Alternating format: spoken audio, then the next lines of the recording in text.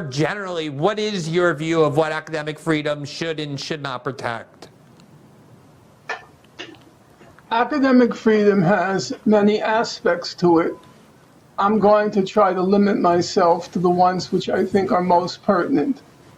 Number one, what you should be allowed to say or what you should be allowed to teach. And there I think there are two poles.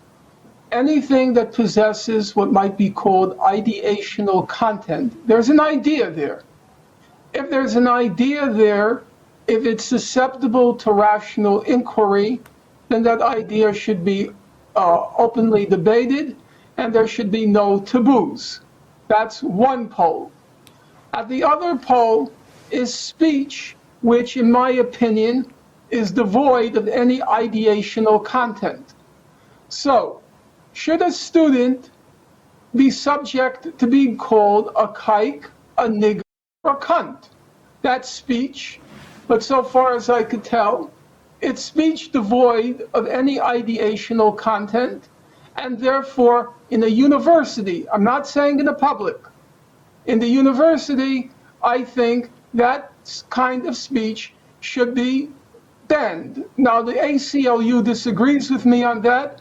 I disagree with the ACLU on that. Then there's a second consideration.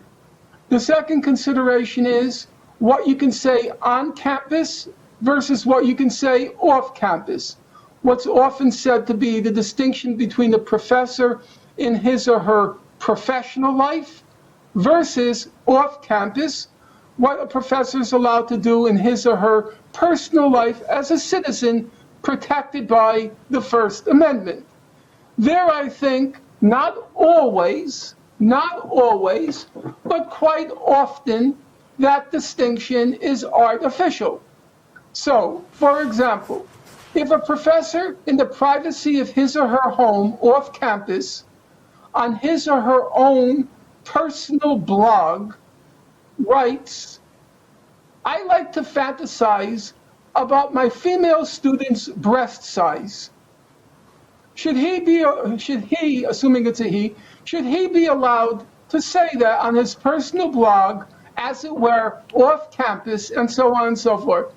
My answer is no, because it's impossible, even though it's speech exercised off campus in a personal blog, it's impossible for that sort of language not to seep into his interactions with his female students.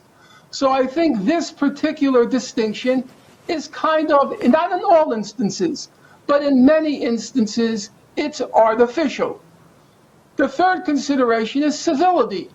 Namely, a university is a community. For some, it's a temporary community, namely students for 4 years. For others, it's a very long community. You know, professors don't leave until they're taken out in a box.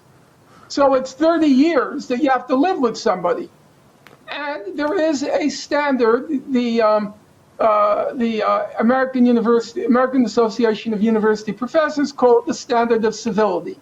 Without going into the fine points, there is some sort of mutual tolerance that has to exist both broadly on the campus, but also within departments.